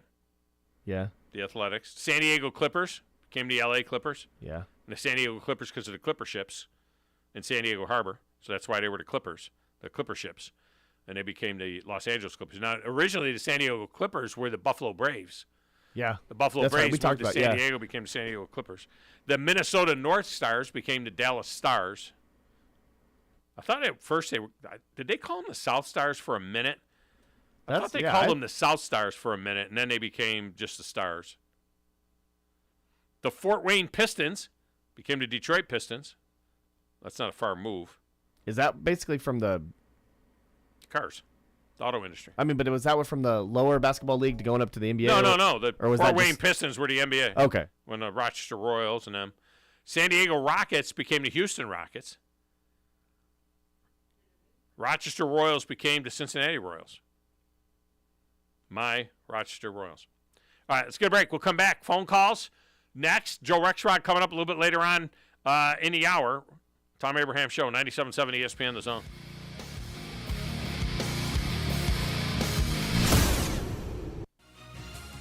You're listening to the Thom Abraham Show on 97.7 ESPN, The Zone. The state's largest orthopedic group is growing to meet the needs of the patients in our community. The Orthopedic Center has long been the most trusted name in orthopedics in North Alabama. So as our area continues on the fast track, so does the need for premier orthopedic care anywhere and anytime you need it. TOC is proud to announce the opening of our new locations in Albertville and Hampton Cove, along with the grand opening of our newest office in Decatur. These clinics will offer the same high-quality orthopedic care you have come to associate with TOC, with the convenience of being closer to home. As a patient, your time is your most precious asset, and we recognize that at TOC. That's why we are also proud to announce the opening of our urgent ortho clinics to handle those bumps and bruises that need prompt attention. These clinics are available to care for acute orthopedic injuries with no appointment necessary. With 38 physicians, 20 centers of excellence, and now more than a dozen locations to serve you, TOC will continue to be the name you turn to for the best orthopedic care at the right time. Visit our website at visittoc.com for more information. TOC, helping you live a better life. Thomas from Talent Heating and Air back in studio with us. And Thomas, those temperatures in the summertime starting to rise once again. You want to make sure you're not left out in the heat. You want some cold AC, give Talent Heating and Air a call. That's right. If you give us a call, we can generally get out there the same day. So we pride ourselves on the same day service. And what's that number? 256-503-4490. And if those AC units are giving you the blues and you've already called someone else, never fear, give Talent Heating and Air a call because you guys can still come out. That's right. We do free second opinions on major repairs and quotes. A lot of times we save our customers thousands of dollars and additionally get their units repaired before the other guy could even get started. And that number for Talent Heating and Air is? 256-503-4490. And if you can't give Talent Heating and Air a call, you can find them online at talenthvac.com. Schedule all your appointment service calls there. Talent Heating and Air. Give them a call or find them online today. With us today, Dr. Tracy Lowry of Best Vein Care of Huntsville. When we evaluate a patient and they indeed have significant venous disease, most third-party payers, private insurance, Medicare, require us to treat every patient conservatively at least 90 days. Conservative treatment includes increasing ambulation, elevation of the legs, and the wearing of compression stockings. It's very common for folks to come see us in March or April wanting to have their veins fixed before they go into swimsuits starting in June. When we see someone in March or April, they're going to require at least 90 days of conservative treatment before we can even go to the insurance carrier to get permission to treat their veins. So if you think you have a venous problem, now is the time to come in and get a free screening so we can determine whether or not you need something evaluated. If you have a vein problem or you think you may have a vein problem, now's the time to contact us at bestveincarehuntsville.com. What if I told you that Bigfoot is real and that he's making the best donuts you've ever had? Come see for yourself at Bigfoot's Little Donuts. Come in and order from over 50 flavors, all made hot and delicious. Ranked in the top 100 donut shops in the nation by Yelp. Bigfoot Little Donuts. Order in store or online at bigfootslittledonuts.com for pickup or delivery from Grub South or DoorDash. South Parkway, Huntsville and County Line Road, Madison. Bigfoot's Little Donuts. T-minus 3, 2, 1, blast off. Trash Panda Nation, ignite the fun, let's rock it. Your Rocket City Trash Pandas are home for another 6 games starting July 25th as they host the Tennessee Smokies on Christmas in July. You can donate a new or gently used toy to benefit Christmas charities year-round, and as a present, we're going to give you a chance to win some Trash Pandas prizes. Get your tickets now while they're still available at TrashPandasBaseball.com. Let's rock it. Are you tired of chasing a roofing contractor to show up on time, or even show up at all? I'm Sam Fleming with Fleming Roofing and Restoration. Our motto at Fleming Roofing is we show up. Our goal at Fleming Roofing is to provide the reliable customer service that you deserve, and we have the resources to meet all of your roofing needs: residential, commercial, industrial, replacement, or repairs. We are manufacturer certified for roof coatings, single-ply membranes, and asphalt shingles. Whenever you need a roofing professional you can count on, call Fleming Roofing and Restoration. We are committed to finding the solution that meets your needs. We don't have quotas or heavy-handed sales tactics. Fleming Roofing, we have expert experience. We show up. Free estimates, residential, commercial, industrial, replacement, or repairs. Check us out at FlemingHSV.com. FlemingHSV.com. When you need a quick response, it's Fleming Roofing and Restoration. We show up. From Coleman to Fayetteville and all points in between. Son, pull the hammer back. Smokey's coming at you in a plain white wrapper. 97.7 ESPN, The Zone.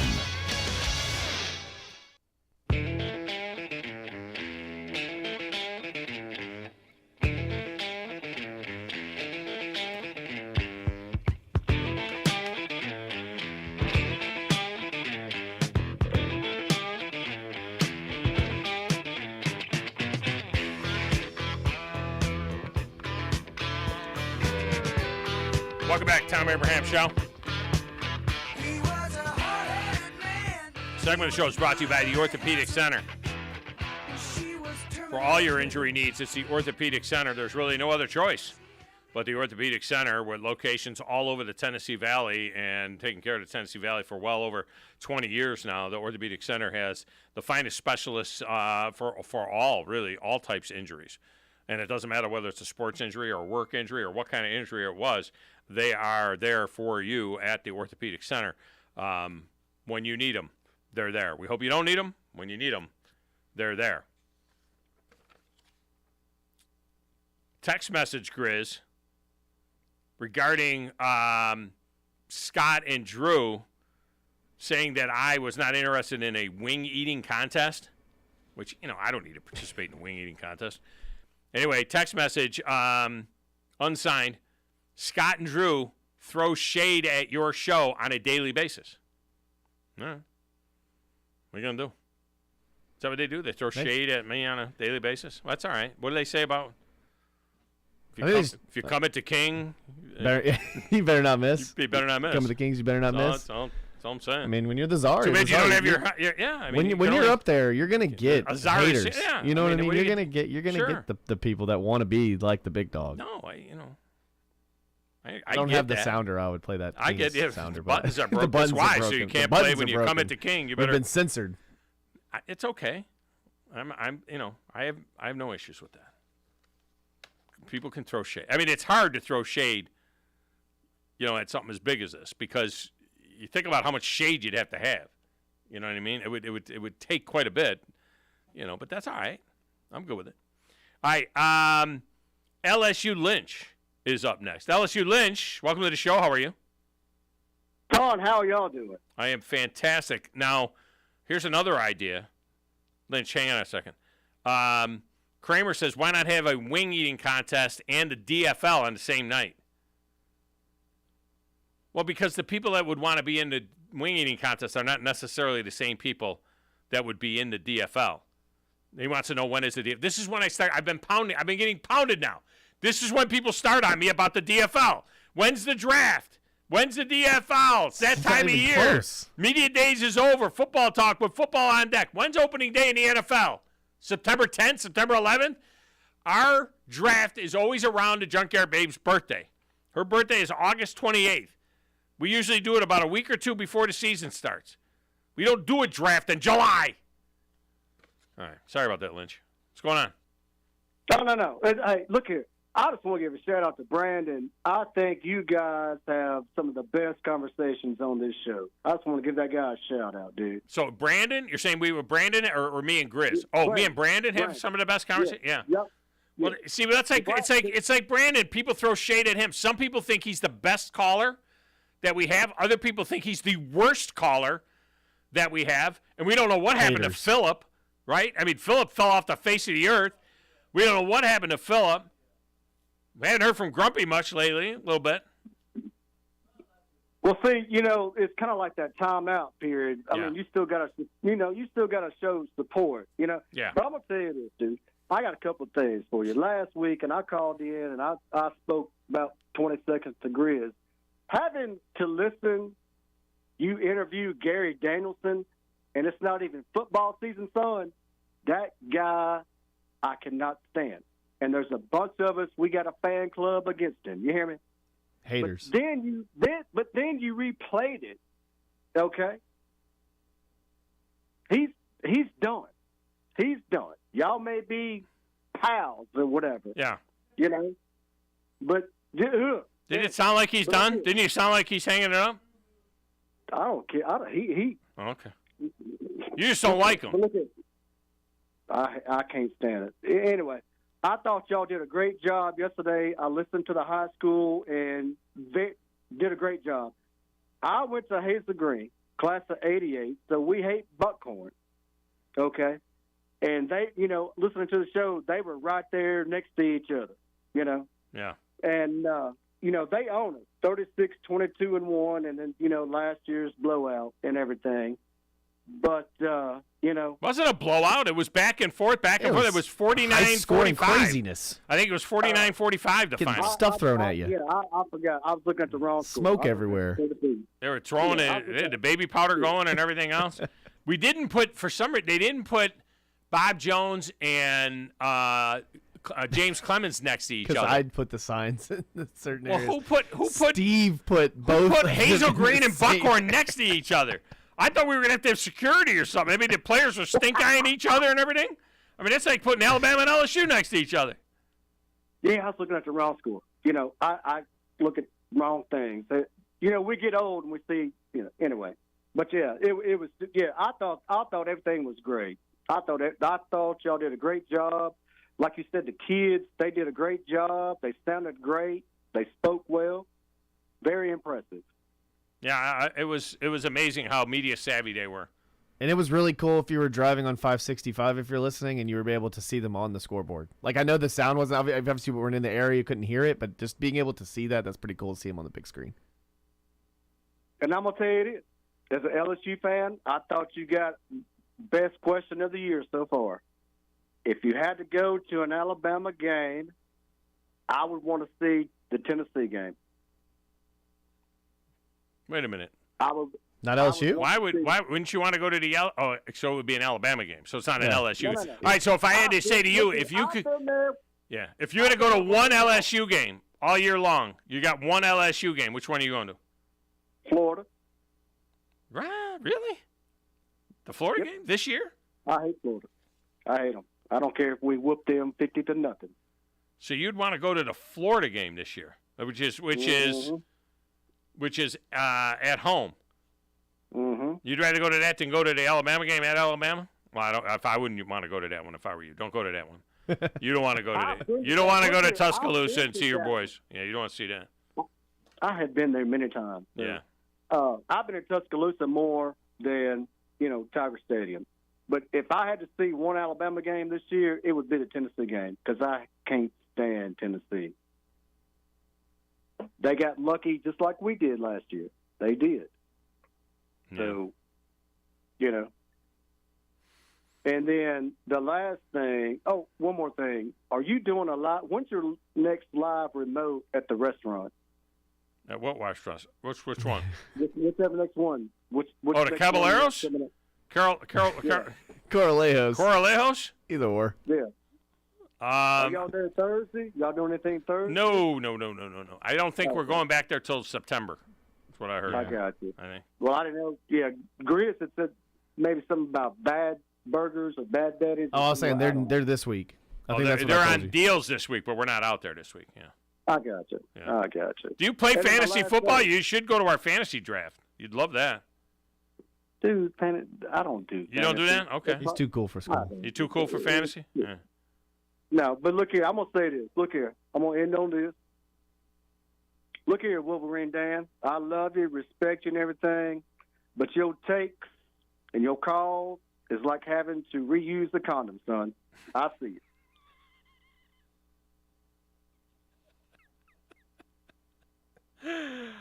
It's about the grossest thing I've heard on this show in a long time. Let's get a break. We'll come back. Joe Rexroad, if he's got his story done on DeAndre Hopkins, will join us next on 97.7 ESPN The Zone.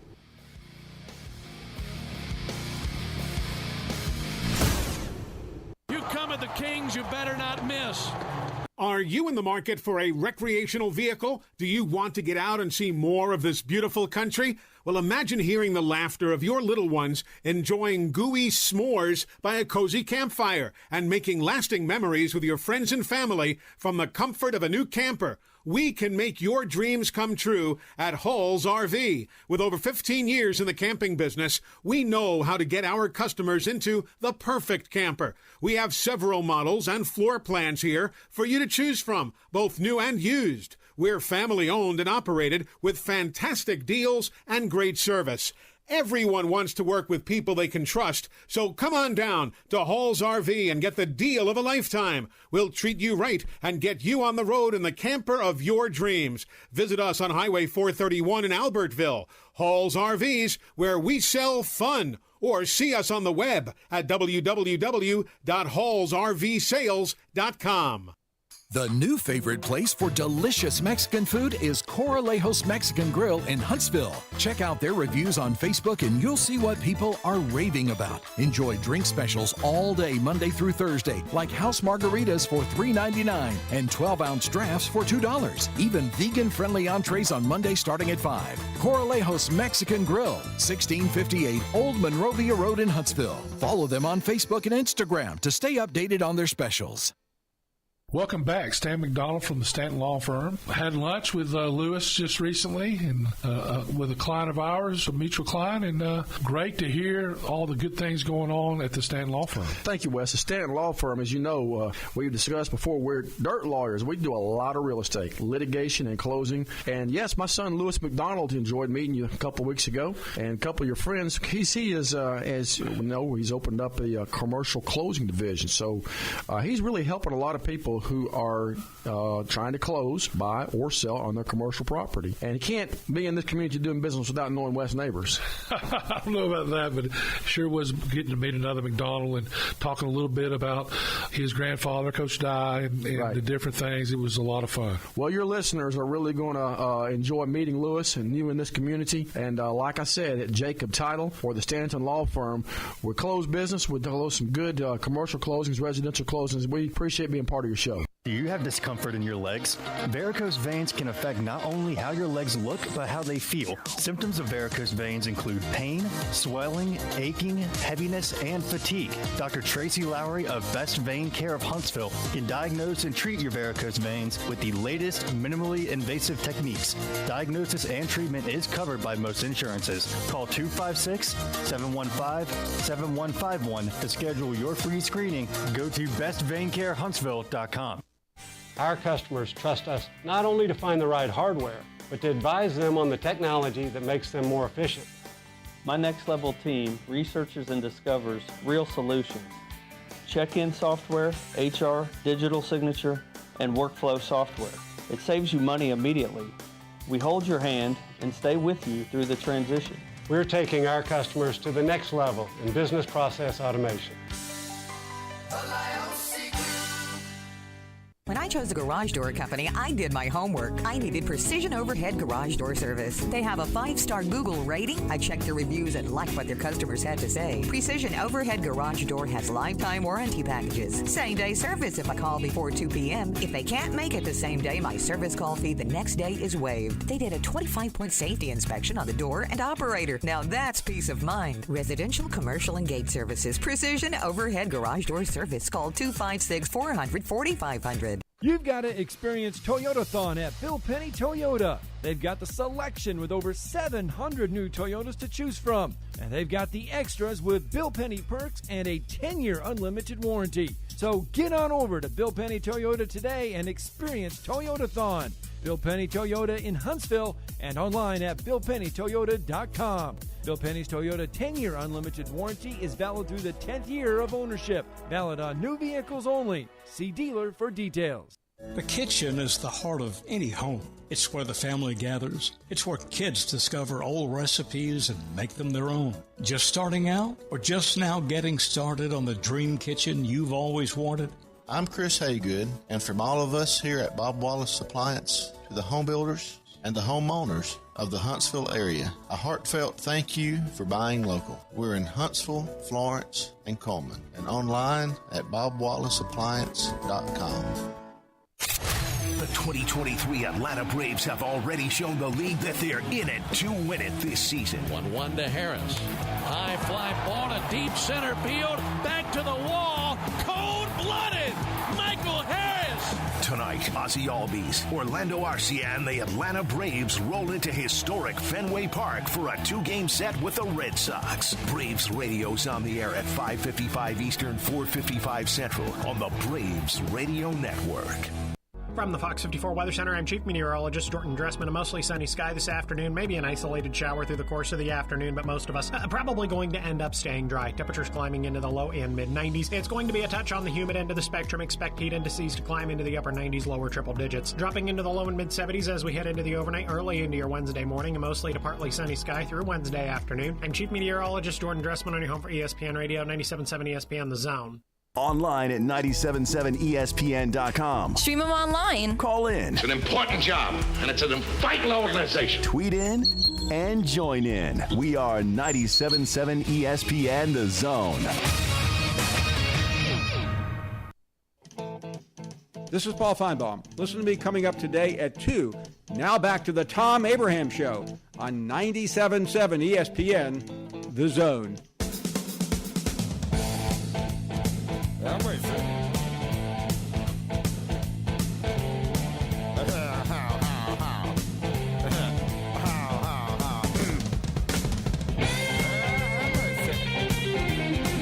Welcome back, Thom Abraham Show. Glad you are with us. All right, so Joe Rexrode is not able to join us. He's in the middle of writing this article on the DeAndre Hopkins deal, and he needed to talk to somebody for verification on a couple of things and got roped into a call, so he doesn't have a story yet written, and they got to get that thing published on The Athletic as DeAndre Hopkins just became a Tennessee Titan officially, being introduced to the public and to the press just at 12:30 or so just a little bit over an hour ago. So all of those that cover the Titans are writing their stories right now, including Teresa Walker and so on. So what that means is here in the last 10 minutes of the show, more time for you to get in. So if you want to get in, you can get in now, 256-576-4977. And the only thing I'm going to say about DeAndre Hopkins, and this is what I would ask Joe Rexrode or Teresa or anybody else that covers that team, they're all excited. Everybody's excited for 31-year-old DeAndre Hopkins. And who knows? Maybe this is the one that works out. But did we see Julio Jones playing for the Titans? Or do we not remember that because it was like it didn't even hardly happen?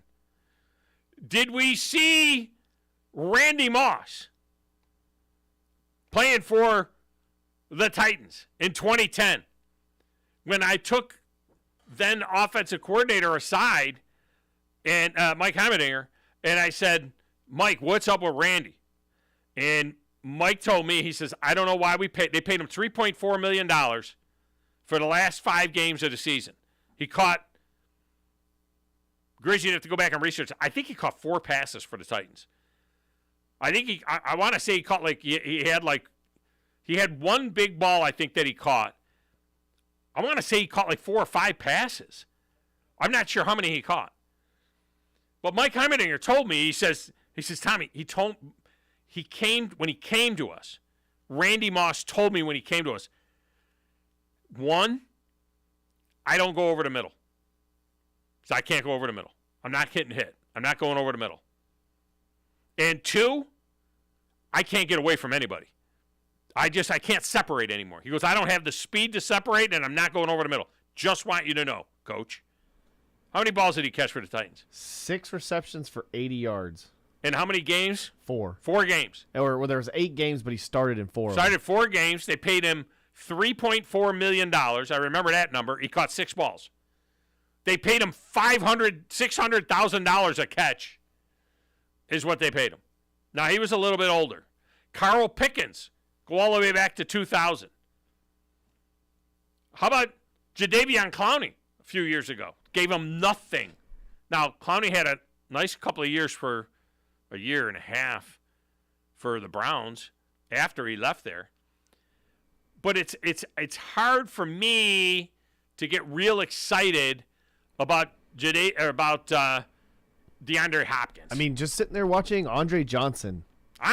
For so many years do what he did. Completely forgot that. And then he went to Titans. Tennessee, and it was like a void. It was just like you got worse. You're just Wait, it's not that they got worse. They were done. They were washed up. Yeah. Washed up. Yeah. Text window. You are the king. Thank you. What can I do? I mean, I can't do anything about it. So I'm not going to get too jazzed about that. Now, let me get Ray Dog in here. Ray Dog, welcome to the show. How are you? I'm well. Yourself? I am fantastic. Lots of media days in your past. Have you had a breather? Did you get a nap? I slept good last night. I read a lot last night. My wife was on the phone with her sister from New York, and that went way too long. I mean, it was like till 10 o'clock, and she was sitting on the porch talking to her sister, and so I read and then fell asleep. So, yeah, I got some good sleep. I'm ready. I'm locked and loaded, ready to go. That's sisters. That's what they do. Yeah. I'm like, what do you talk about? Now, I have sisters, so, you know, when you're a dude and you have sisters, I have two sisters, and I'll be totally honest with you. I don't think I've talked to my sisters that long in the last 5 years, combined, two sisters, total conversation. I mean, she talked to her sister for 3 hours on the phone last night. No, the guy's conversation is, you're alive, family's okay, yeah, everybody's healthy. Good, yeah. You're still employed? Yep. All right, good. Catch you later. My dad called me. He says, everybody still upright? I'm like, yep. All right. Okay. But to the NFL and DeAndre Hopkins, as a rule of thumb, how many organizations, just in the overall scope of the world, are in the habit of letting number one guys walk away? Yeah, that would be zero. So, if a guy is available, what does that tell you? Done. He ain't a number one guy no more. Yeah. Well, if you're on the worst team in the league, you know, the Cardinals, they're like, you know, but you would think that you would try to trade him and get something for him. They just cut him. They just released him. I'm just saying. I hope it works out. I'm just saying, too. I hope it works out. I'm just saying it's not the end of the world. And tell me about why Saquon Barkley makes all this noise, organizes a Zoom call. All the running backs are disenfranchised, all this crap.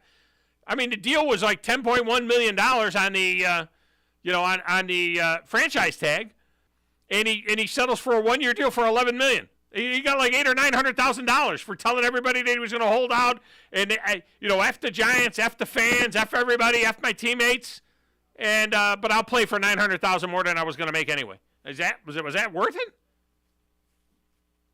$900,000. That's the tax. Well, I mean, $10 million, $11 million. I mean, let's not get crazy. My dad gone. Yeah. But I think if you want to talk about running back travesties, it's that Derrick Henry is like the 8th highest paid running back in the league. I don't think he is. I think he's second. To be honest with you, I think he's second. But thanks for the call, Ray Dog. Let me knock these out here before we get to the break. Paulie and the Cape has been holding since Thursday. All right, sure. Paulie, welcome in. How are you? He's a good pig right there, boy. That's a good pig. Everybody's crying about this running back situation. Real quick, the history of how we got here. 80s, there was a guy called Bill Walsh, started the West Coast offense. 90s, Jimmy Johnson injected speed to the defense to stop that. Remember the great Buddy Ryan? I'll play anybody that plays the Chuck and Duck offense. Yeah. Well, that's where we're at with the RPO. The run and shoot, the pistol, and the Chuck and Duck. All that is now morphed into what we're dealing with now with RPO. Then you got these castings of Lawrence Taylor and Ray Lewis as linebackers and linemen, stopping guys all the time. These players are faster. But hold on. So now, what do you think? The way the game is now, a running back's life, 5 to 7 years. In your 4th year, your team makes it to the Super Bowl. You are going to be one of the lucky ones to get that 3-year contract. That 3rd one with the option. Okay?